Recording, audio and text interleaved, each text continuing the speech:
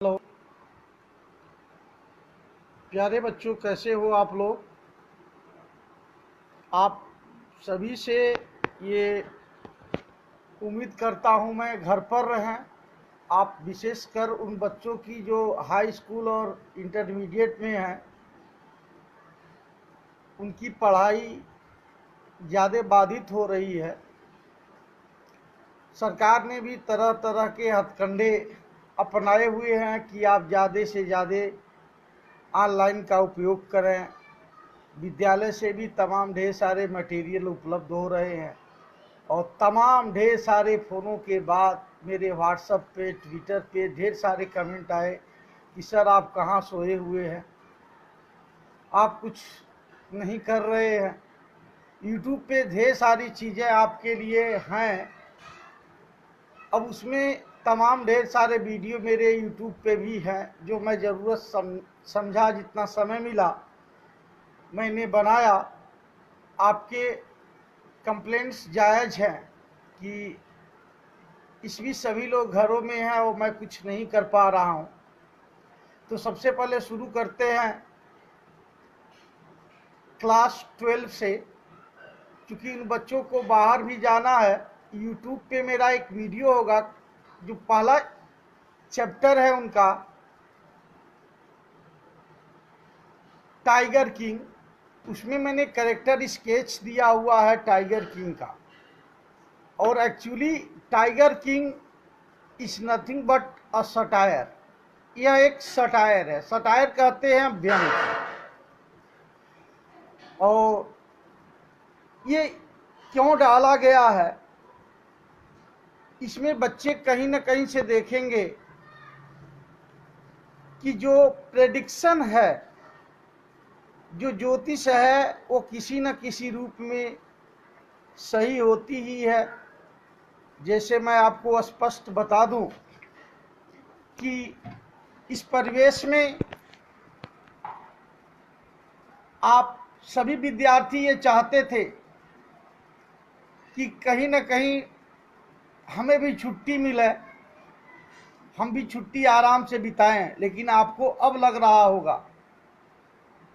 कि हम गलत थे। पढ़ाई ज़रूरी है। यदि देश का विकास करना है, अपना फ्यूचर सिक्योर करना है, तो हमें पढ़ना है। मैं ऑलरेडी बना चुका हूं, लेकिन आप लोगों के विशेष मांग पर पुनः सीबीएसई बोर्ड इंटर में पढ़ाए जाने वाला एक लेसन है टाइगर किंग, जो एक सटायर है। मैं बताना चाहूँगा कि इसका जो नायक है इस कहानी का, टाइगर किंग का, the main character of the tiger king is nothing but tiger king.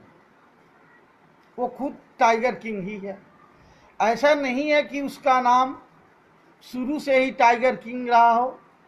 राजाओं के जैसे बड़े बड़े नाम होते हैं, ऐसे ही उसका भी बड़ा बड़ा नाम था। सर जंग बहादुर जिलानी। लेकिन लोग उसे टाइगर किंग के रूप में ही जाने। आखिर क्यों? एक प्रश्न बनता, there is a question behind it, why people call him tiger king. आपने पढ़ा भी होगा कि देखिए तमाम कमेंट आने शुरू हो गए। प्रखर उपाध्याय जी का अच्छे हैं हम, और महेश मदेशिया जी का, सभी को गुड आफ्टरनून। तो एक एग्जाम्पल के माध्यम से नहीं, बल्कि एक दृष्टांत, जिसे कहते हैं हम इवेंट, घटना। अरे भाई महेश मदेशिया जी, ठीक हूं मैं। और इसके बाद हाँ, तो जब वो पैदा हुआ केवल 10 दिन का था। तो जैसा कि हम जानते हैं, राजाओं महाराजाओं के यहाँ जब बच्चे पैदा होते हैं तो तमाम ढेर सारे पंडित जोशी आते हैं, उनके जीवन के बारे में वो क्या करेंगे भविष्यवाणी करते हैं। ऐसे ही उसमें भी लोग आए, और जैसे कि आप जानते हैं एस्ट्रोलॉजर घुमा फिरा करके बात एक ही बोलते हैं, तो उन्होंने भी कहा कि ये भी राज्य करेगा, मर जाएगा। लेकिन उस 10 दिन के बालक ने एक प्रश्न खड़ा कर दिया कि ये तो सभी लोग जानते हैं, आप किताब में डिटेल पढ़ेंगे तो ढेर सारी लाइनें इस बारे में आपको देखने को मिल जाया करेंगी कि आखिर सबसे पहले तो आश्चर्य में आ गए कि ये 10 दिन का जो बालक है ये कैसे बोल ले रहा है। और बालक का जो प्रश्न था कि जो आप बता रहे हैं तो it is universal truth, one who born in this earth one day surely he will die, there is no suspicion of course behind it, कि भाई जो पैदा हुआ है उसे एक न एक दिन मरना ही है। अगर आप ये बता सके कि मेरी मौत कैसे होगी तो ये अच्छी बात है। मौत का कारण क्या है?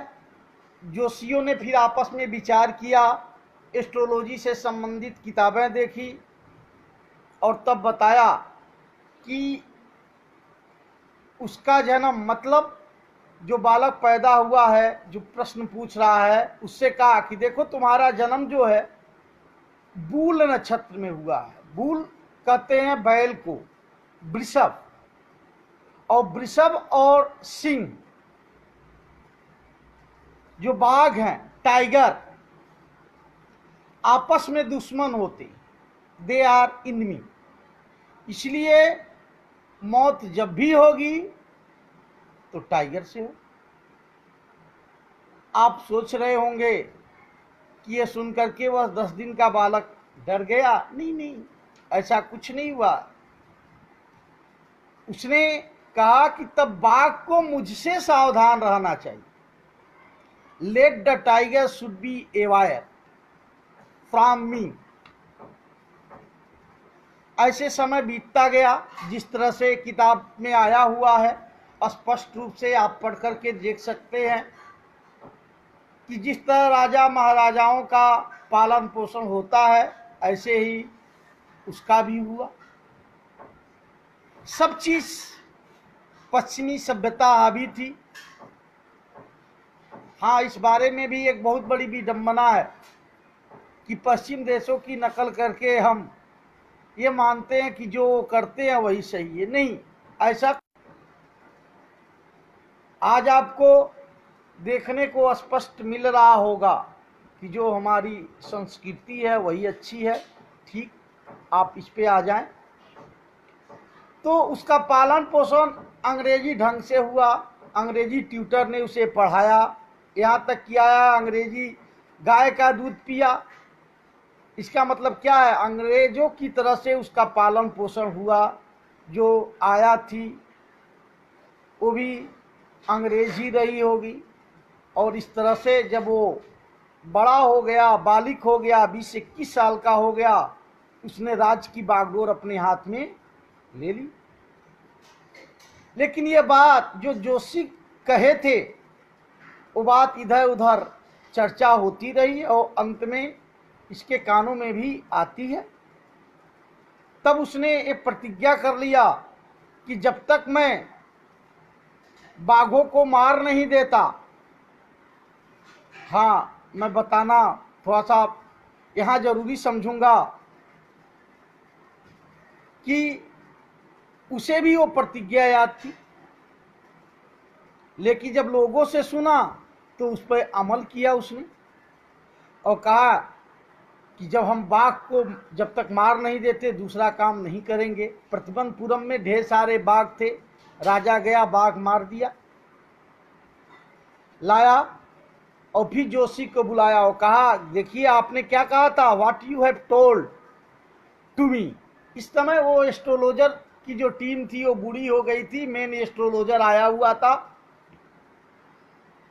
जो मुख्य था। राजा ने कहा देखो मैंने तो मार दिया,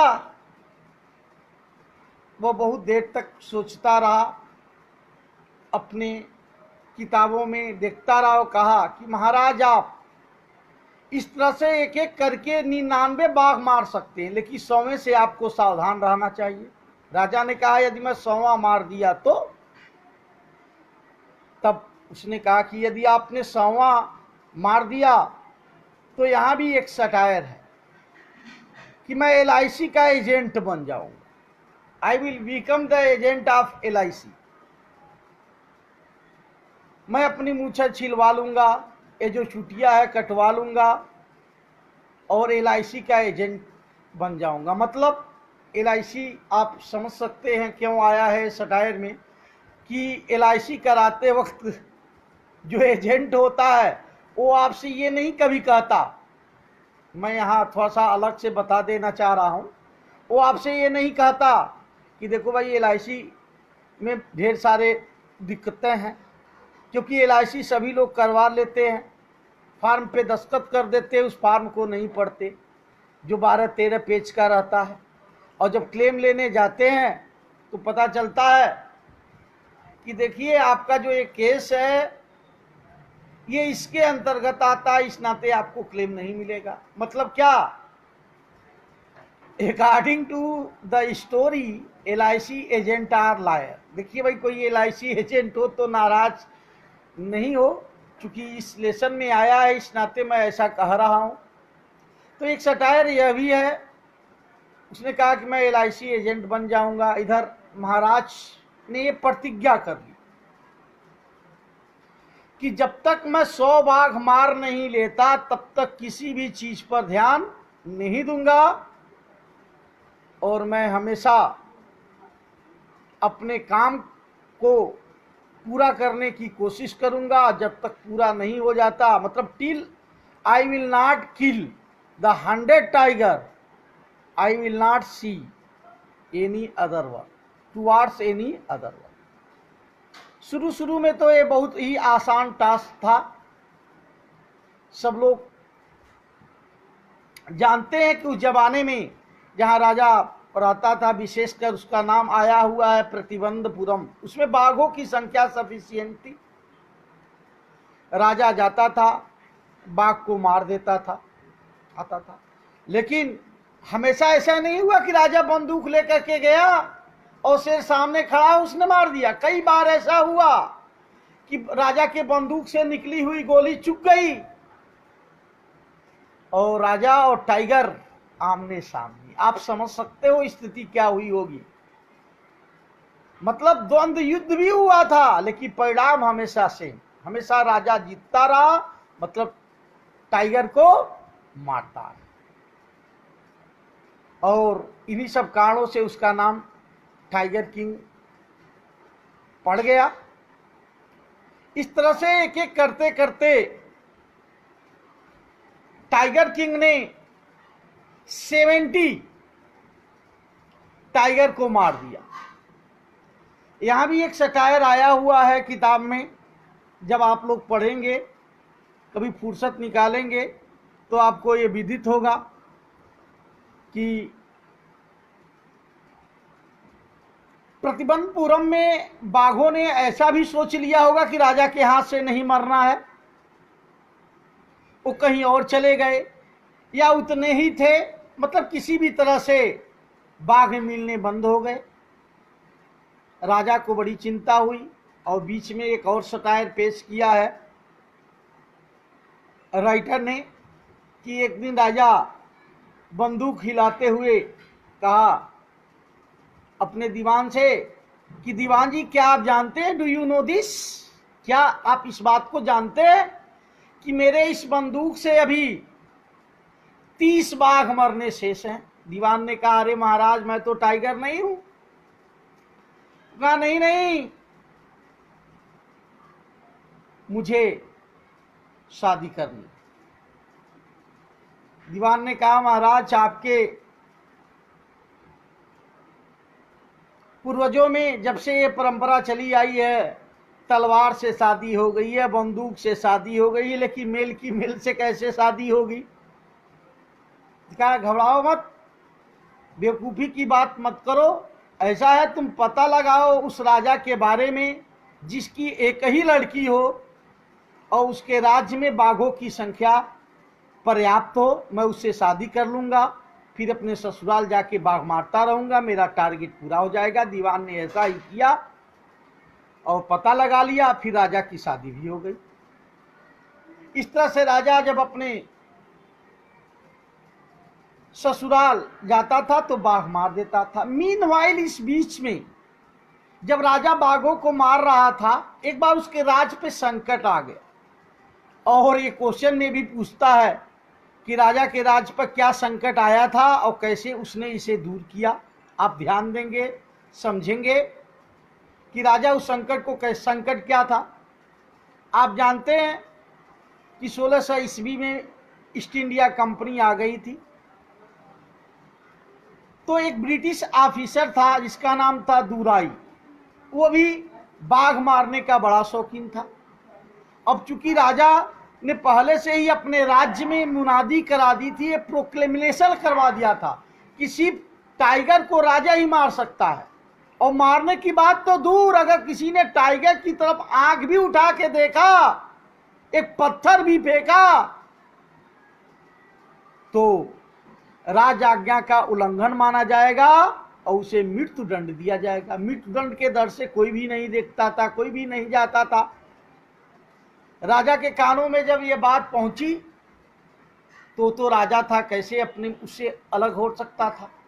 और आप जानते हैं कि ये जो बड़े बड़े लोग होते हैं स्वतः नहीं मिलते, ये अपना मैसेज कन्वे करते, दे कन्वे देयर मैसेज। तो इसी तरह दुराई ने भी मैसेज भिजवाया, राजा ने उसको अस्वीकार कर दिया, उसे बड़ा बुरा लगा। फिर दूसरी बार कहा ठीक है मैं बाघ नहीं मारूंगा, राजा बाघ मारेंगे लेकिन मैं फोटो खिंचवाऊंगा। राजा सोचा कि फोटो खिंचवाएगा तो लोग जानेंगे कि मेरा दबदबा समाप्त हो गया, उसने ये भी अस्वीकार कर दिया। कहा नहीं नहीं, मेरे राज्य में ऐसा नहीं हो सकता। अब तो उसे अपने राज्य पर खतरा मंडराता दिखाई दिया कि दुराई जरूर ही शिकायत करेगा और इस तरह से मेरा राज्य छिन जाएगा। अब क्या करें, तो आप जानते ही हो, जब राजा दीवान से मंत्रणा लिया तो हुआ कि भाई एक सटायर मैं भी बोल दूं, हर शेर शेरनी से डरता है। मतलब हर हस्बैंड अपनी पत्नी से जरूर डरता होगा, आप अन्यथा न लें इसे। एक कलयुग का बहुत बड़ा सत्य है, चाहे जो कोई भी हो। तो राजा ने किया क्या, कहा कि इसकी पत्नी को अपने फेवर में कर लिया जाए। उसने कलकत्ता का जो सबसे प्रसिद्ध जौहरी है उसके वहां ऑर्डर भेजा कि भाई मुझे कुछ डायमंड रिंग चाहिए। अब वो जो प्रसिद्ध जौहरी था, जहां से ब्रिटिश भी सामान अपना खरीदते थे, अंग्रेज भी खरीदते थे, राजा का आज्ञा था, उसने जो 50 दे दिया कि महाराज 50 भेज दे रहा हूं मैं, 50 भेज दिया, आप जो पसंद करना वो पसंद कर लीजिए। राजा इस उम्मीद से उसको कि पत्नी के पास कि वह जितना चाहेगी पसंद करेगी और फिर उसे क्या करेगी, वापस कर देगी। लेकिन आप जानते हैं avarice is the root of all evils, और औरतें जात से ही लालची होती हैं, खास करके आभूषणों की। उसने क्या किया, उसने केवल एक दो अंगूठी नहीं, सारी डायमंड रिंग को रख लिया और एक धन्यवाद लेटर राजा को भिजवा दिया कि आपकी अंगूठियां हमें बहुत पसंद आई, इसके लिए ढेर सारा धन्यवाद। इस तरह से राजा को 50 डायमंड रिंग देनी पड़ी और इधर उसका बिल आ गया 3 लाख। आप अन्यथा न लें, ये बात उस जमाने की है जब 3 लाख का बहुत ही अधिक महत्व होता होगा। राजा को जबरदस्त चूना लगा 3 लाख का, लेकिन फिर भी वह खुश था। प्रश्न आता, although the king lost 3 lakh rupees but he was happy. Why? इसलिए हैप्पी था क्योंकि उसका राज बच गया था। अब दुराई उसके खिलाफ कंप्लेन कर ही नहीं पाएगा, क्योंकि उसकी पत्नी ने 50 डायमंड रिंग जो ले लिए, तो अब तो कंप्लेन करने का कोई सवाल ही नहीं खड़ा होता। अतः राजा अपने राज्य को बचाने में समर्थ हो गया और इस तरह से राजा ने 99 बाघ मार दी, लेकिन 100वां बाघ मिल ही नहीं रहा था। और 100वें बाघ मारने के लिए राजा बहुत ही ज्यादा व्याकुल था कि how to kill the 100 tiger, ये 100वां बाघ कैसे मारे। जैसे जैसे दिन बीतता जा रहा था राजा की व्यग्रता बढ़ती जा रही थी। फिर उसे अचानक पता लगा कि पहाड़ी के पास एक गांव है, वहां से भेड़ बकरियां गायब होनी शुरू हो गई हैं।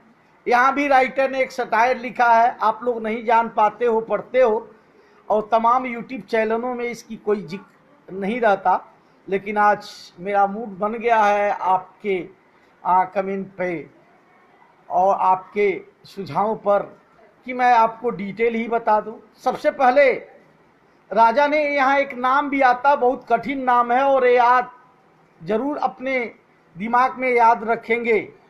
राजा ने सबसे पहले पता लगवाया कि कहीं ये काम जो है, जो 2 चोर थे प्रसिद्ध, उनका तो नहीं है, वीरा स्वामी और खादेर मियां का कहीं ये काम तो नहीं है। राजा के गुप्तचर गए, पता लगा क्या, नहीं नहीं उनका काम नहीं। तब राजा को विश्वास हो गया कि हाँ हो सकता है कि ये बाघ का ही काम है, और तब उसने उस इलाके का जो रेवेन्यू है, लगान है, माफ कर दिया 2 साल का, और वहीं कैंप कर दिया। लेकिन टाइगर मिलते ही नहीं थे। राजा जैसे जैसे टाइगर नहीं मिलते थे, 100वां का लक्ष्य था, 99 वो मार ही चुका था, और ज्यादा गुस्सा होता चला गया। इतना गुस्सा होता चला गया, तमाम अपने कर्मचारियों को नौकरी से निकाल दिया। इधर दीवान को लग रहा है कि राजा जो है, अगर इसको जल्दी बाघ नहीं मिला तो स्थिति बड़ी भयंकर हो सकती है। इधर राजा क्रोध में आकर के उस इलाके का लगान और अधिक बढ़ा दिया, जो माफ कर दिया था और अधिक बढ़ा दिया।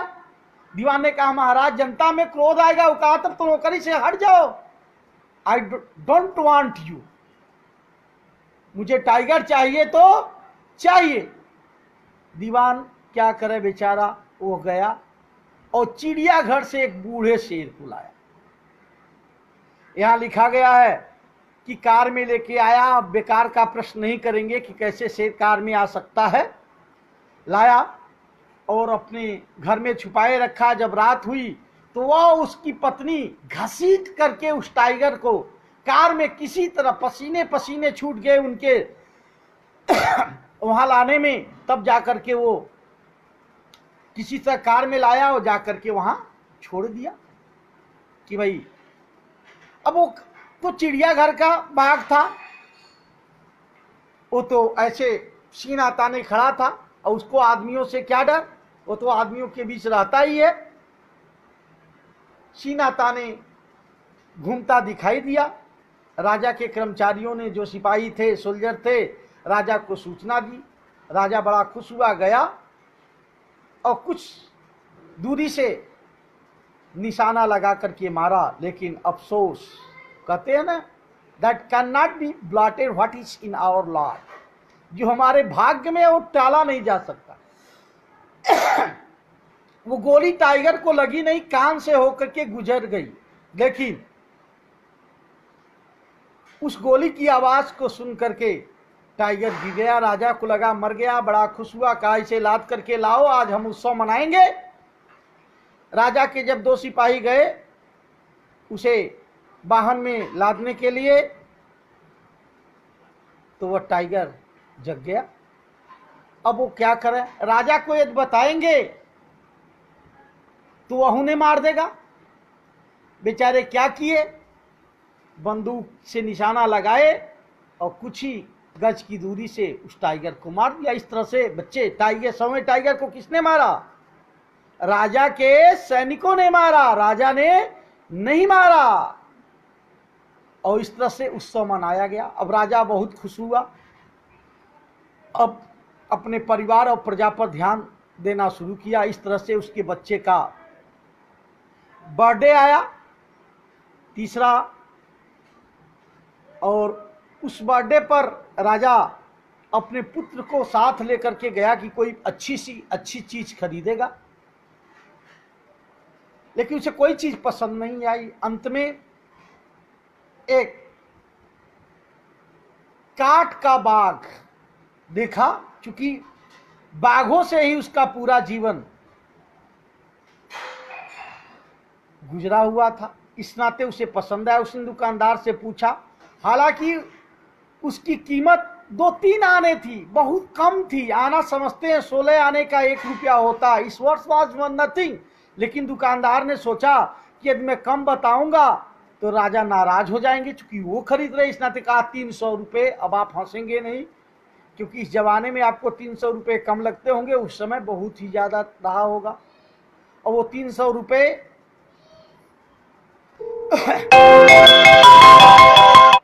में वो राजा बाघ को खरीद लिया। नहीं, राजा ने कहा कि यह तुम्हारे तरफ से राजकुमार के लिए गिफ्ट होगा, और ले लिया। उसी खिलौने से खेल रहे थे राजा और उसके पुत्र दोनों। ये खिलौना जो है बड़ा इंफीरियर क्वालिटी का था, खराब किस्म का। आप जानते हैं लकड़ी जब बनाया जाता है तो उसे जो है साफ किया जाता है पूरा ऐसे ऐसे। उसमें खरोच था, वो राजा के हाथ में गड़ गया, इस तरह से इन्फेक्शन फैल गया, पूरा बाजू उसका सूज गया, उसमें मवाद भर गए। मद्रास से डॉक्टर बुलाए गए और डॉक्टरों ने राजा की सर्जरी की, और अंत में डॉक्टर आए और कहे यहाँ भी एक सटायर है, ऑपरेशन सफल रहा, राजा मर गया। और इस तरह से यह लेसन समाप्त हो जाता है। आपको कहीं से भी कोई दिक्कत हो तो इसका करेक्टर स्केच भी है। मुझे उम्मीद है कि अब आपके कंप्लेन नहीं आएंगे। यह एक लेसन है, फिर समय मिलेगा तो आप लिख करके भेजें। आपको इंटर में, हाई स्कूल में, 11 में कौन से लेसन चाहिए, इसके लिए आप मेरे व्हाट्सएप पे मेरा नंबर जानते हैं, लिख करके भेजें। मैं भी चाहता हूं इंटर के बच्चों का एक ग्रुप ही बन जाए, कई ग्रुप हो, हाई स्कूल के बच्चों का ग्रुप हो, जिससे वो अपना आराम से पढ़ सकते हो। ब्लैक बोर्ड तो है नहीं, लेकिन मैंने कोशिश की है कि पूरा का पूरा ये लेसन डिटेल, इसकी समरी नहीं, डिटेल लेसन आपके सामने रखा। इससे संबंधित कोई भी प्रश्न किसी को पूछना है तो आप कमेंट करके पूछ सकते हैं, ध्यान देंगे। अगर रिप्लाई तुरंत नहीं आया तो आप नाराज़ नहीं होंगे, नहीं कहेंगे कि सर ने ऐसा। जब भी मुझे समय मिलेगा मैं देख लूँगा। और इन ढेर सारे बच्चों को एक बार पुनः धन्यवाद। प्रखर उपाध्याय जी को भी, इन्होंने लिखा है, सर प्रणाम, कैसे हैं आप? ठीक हूँ प्रखर जी। इसके माध्यम से मैं बताना चाहता हूँ, महेश मधेसिया ये भी मेरे स्टूडेंट रहे हैं। गुड आफ्टरनून सर लिख रहे हैं, गुड आफ्टरनून। फिर अष्टभुजा पांडे जी का भी है ये, गुड इवनिंग सर। तो अष्टभुजा जी आपको भी गुड इवनिंग, घर में रहें आप। वीरेंद्र कुमार जी इसको देख ही रहे हैं, आपको ढेर सारा धन्यवाद। और इस तरह से ये इस पे क्वेश्चन आंसर भी आप तैयार कर सकते हैं। तो उम्मीद करते हैं कि ये आपको लेसन पसंद आया होगा। एक ज़रूरी बात, एक कोरोना वायरस के बारे में, आप घर पे रहें, स्वस्थ रहेंगे, अच्छे रहेंगे। किसी भी किस्म की कोई भी दादागिरी कि हमारे पास बल है, हम स्वस्थ हैं, ठीक है, हमारा कोरोना कुछ नहीं बिगाड़ पाएगा, ऐसा कुछ न सोचें। घर में रहें, जहाँ तक संभव होगा हम आपकी मदद जरूर करेंगे। Let the noble thought come from every fair, आनो भद्रा कर्तो यंतु विश्वतः। Let the noble thought come from every fair. अच्छे अच्छे विचार, अच्छे अच्छे थॉट्स चारों तरफ से आए, आपका कल्याण हो। आप जरूर बताएं कि ये आपको कैसा लगा, और मेरे इस पेज को आप ज़्यादा से ज़्यादा लाइक करें। 10 वाले बच्चे निराश ना हो। कल मैं 10 के लिए भी एक भेज दूंगा।